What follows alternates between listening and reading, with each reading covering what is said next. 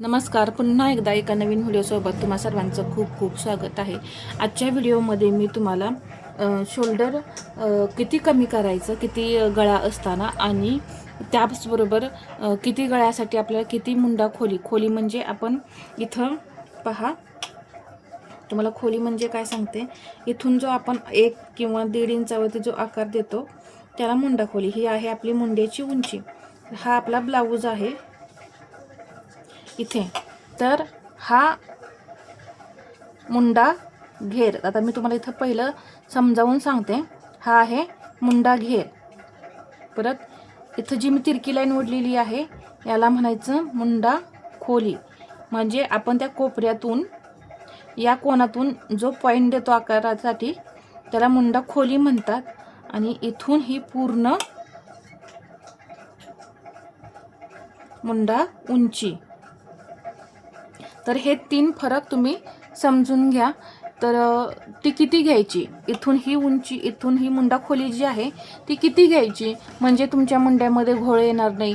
तर यासाठी मी इथं थोडासा छोटा असा चार्ट देते. जास्त असं काही नसणार आहे, म्हणजे खूप मोठा असा चार्ट नसणार आहे, परंतु तुम्हाला छोट्याच चार्टमध्ये सगळं असं समजेल. तर इथे हे शोल्डरसुद्धा तुम्हाला उतरत असतील तर किती गळ्यासाठी किती कमी करायचं हे सुद्धा सांगेल. आता इथे शोल्डर पण बरोबर हवं आहे, नाहीतर शोल्डर जास्त असेल तर आपलं शोल्डर उतरतं आणि मुंडासुद्धा परफेक्ट नसेल तर इथं मुंड्यामध्ये सुद्धा घोळ येतो आणि आकारसुद्धा परफेक्ट नसेल तरी सुद्धा मुंड्यामध्ये घोळ येतो. म्हणून मी तर छोटासा चार्ट आपला तुमच्यासाठी तयार करून देते. तर इथे गळ्यानुसार मी आधी सांगते. जेव्हा तुम्ही बोटनेक कोणताही ब्लाऊज असो, बोटनेक जेव्हा तुम्ही कटिंग करत असाल त्यावेळेस जेवढं शोल्डर आहे, समजा 14 इंच तुमचं शोल्डर आहे टोटल,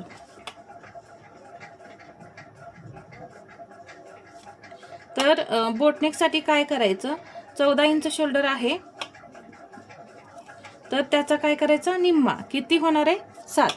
हे जेवढं आहे तेवढंच ठेवायचं. म्हणजे फुल शोल्डर आपण अंगावरती मोजणार, त्याचा निम्मा किती होतो, 7. तर ते आहे असं आपल्याला ठेवायचंय. मग शोल्डर किती येणार, 7. आणि याच्यासाठी मुंडा खोली, बोटनेकमध्ये आपण मुंडा खोली जी आहे पाठीमागील सांगते ती फक्त 1 इंचावरती घेत असतो. बोटनेकसाठी फक्त 1 इंच घ्यायची. मुंडा खोली इथे मी दिलेला आहे, कन्फ्यूज होऊ नका. या कोपऱ्यातून आपण किती घ्यायचं, जेव्हा म्हणजे त्यामुळे आपला परफेक्ट आकार येतील. बोटनेक झाल्यानंतर इथे कमी गळा म्हणजे 5-6 इंच गळा असेल त्यावेळेस तुम्ही शोल्डरचा निम्मा 7, त्यातून तुम्ही 1 इंच मायनस करा, किती राहणार आहे, 6. त्यावेळेस इथं मुंड्याची जी खोली आहे ती 1.5 इंच द्यायची. समजला, कमी गळा आहे म्हणून इथं तुम्ही हे 1.5 इंच घ्यायचं आहे. आणि 7 इंच 8 इंच गळा असेल त्यावेळेस शोल्डरचा निम्मा 7, त्यातून तुम्ही 1.5 इंच मायनस करायचं. मग आता किती राहणार, हे 5.5 इंच राहणार.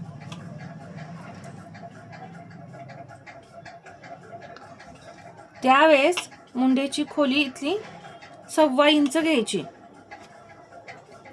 लक्षात घ्या, तरच आकार एकदम परफेक्ट येतात. आणि या मुंडा खोलीवरती सुद्धा मी सेपरेट असा व्हिडिओ सुद्धा बनवलाय, तर तुम्ही पहा मुंडा खोली 5, 6, 7 इंच असताना किंवा 11, 12 इंच असताना कशा पद्धतीने द्यायचं. आणि 9 आणि 10 इंच गळा असेल त्यावेळेस यातून 2 इंच मायनस करायचं. मग किती शोल्डर राहणार, 5 इंच. आणि इथं सुद्धा 1.25 इंचच घ्यायचं आहे मुंडा खोली. आता इथे मात्र बदल आहे. हा 9 आणि 10 इंचाचा गळा असताना जेव्हा छोटी साईज असेल त्यावेळेस तुम्ही 2 इंच मायनस करायचं आहे. परंतु 38च्या पुढे काय करायचं आहे, जे शोल्डर आहे त्यातून 2.25 इंच मायनस करायचं आहे. मग राहणार 4.25 इंच आणि मुंडा खोली तीच राहील. परंतु शोल्डरमध्ये आपलं इथं बदल राहणार आहे, हे लक्षात घ्यायचं आहे.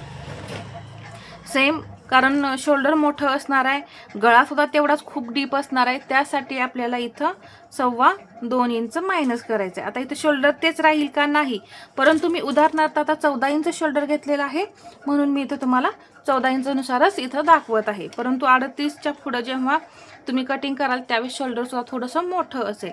मोठं म्हणजे आता इथं 15 इंच घेऊ, समजावून सांगते परत आणि तुम्हाला कन्फ्युजन नको.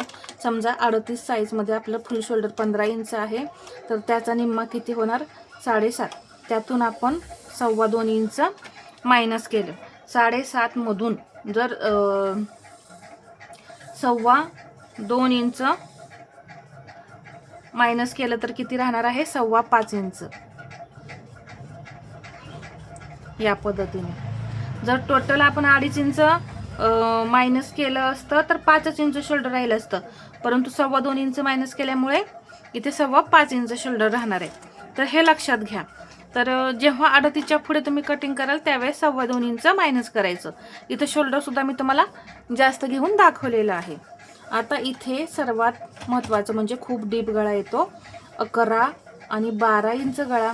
त्यावेळेस जेव्हा 30 पासून तुम्ही 36 पर्यंत कटिंग करत असाल त्यावेळेस शोल्डरचा निम्मा, त्यातून 2.5 इंच मायनस करायचं, मग राहणार शोल्डर 5 इंच.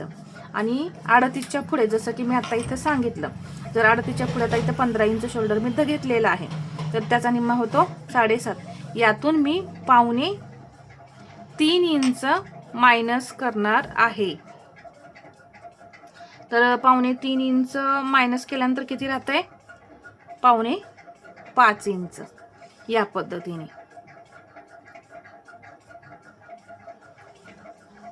पहा, 4.25 इंच.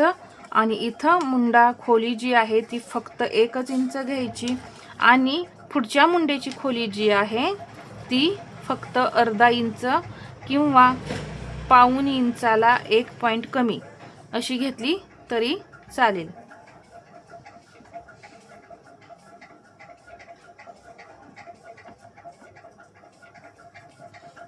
कारण हा गळा खूप पसरतो पहा, त्यावेळेस आपल्याला इथं जी मुंडा खोली जी आहे ती खूप अशी कमी घ्यावी लागते. तर हा फॉर्म्युला तुम्हाला समजलाच असेल.